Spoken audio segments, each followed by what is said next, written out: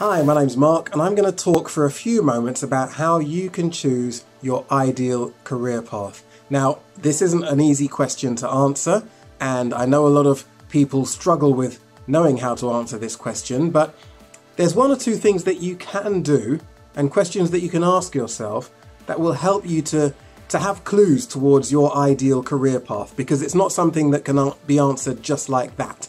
When you're trying to decide what you want to do in your future, it's really about being able to answer three questions. Who am I? What do I want? And how do I get it? And it needs to be in that order.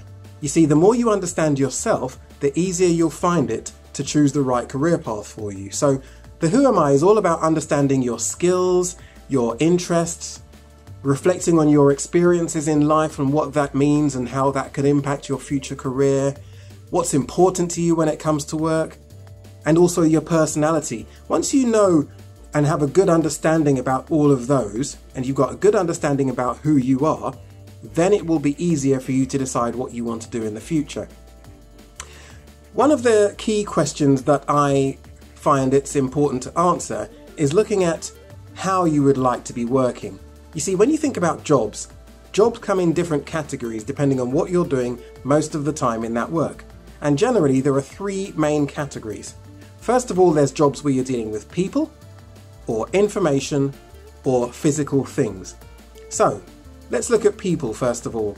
If you do a job with people, that means you're going to be spending the majority of your time helping, caring, teaching, advising, persuading maybe if you're a salesperson or a manager of some sort. You could be training or coaching people to do something. So anything where you're dealing with people, either face-to-face or over the phone for the majority of your day. And then you've got information jobs. So this is where you're either dealing mainly with words or numbers, or maybe a combination of the two. So if it's words, you might be reading and writing a lot as part of your job. Writing or maybe typing.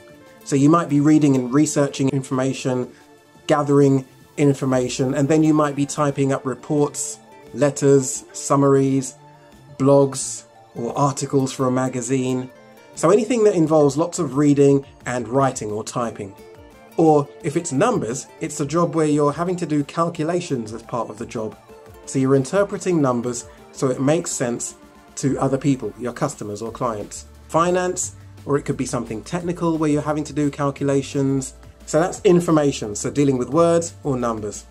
And then finally, there's jobs where you're dealing with physical things like equipment, machinery, tools, buildings.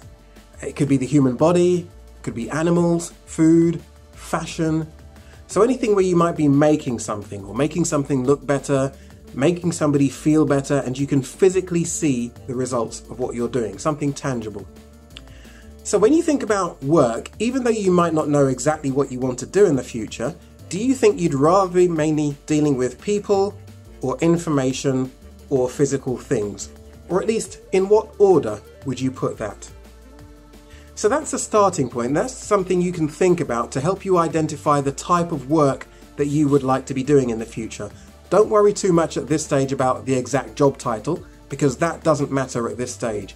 The main thing is you understand the type of work that you might want to be doing in the future. Another thing is to think about how you would answer certain questions that will get you thinking about what's really important to you, because I would imagine that if you're wanting to do a job for a number of years, you want to do something that you enjoy and something that means something to you. You're going to be working for maybe 50 years, so it makes sense to be doing something that you really enjoy. Yes, your job might change over that time, but the key thing is that you're doing something that you're passionate about. So how would you answer these questions? When you think about your future work in, let's say, 10 years' time, in what way would you want your future work to impact your community, your country, maybe even the world, or perhaps individual lives through the work that you do? What impact would you want to make? Also, if you had to do work experience for 1 week, anything that you could do, anything that you wanted, what would you do? What would be your ideal work experience placement? Think about this.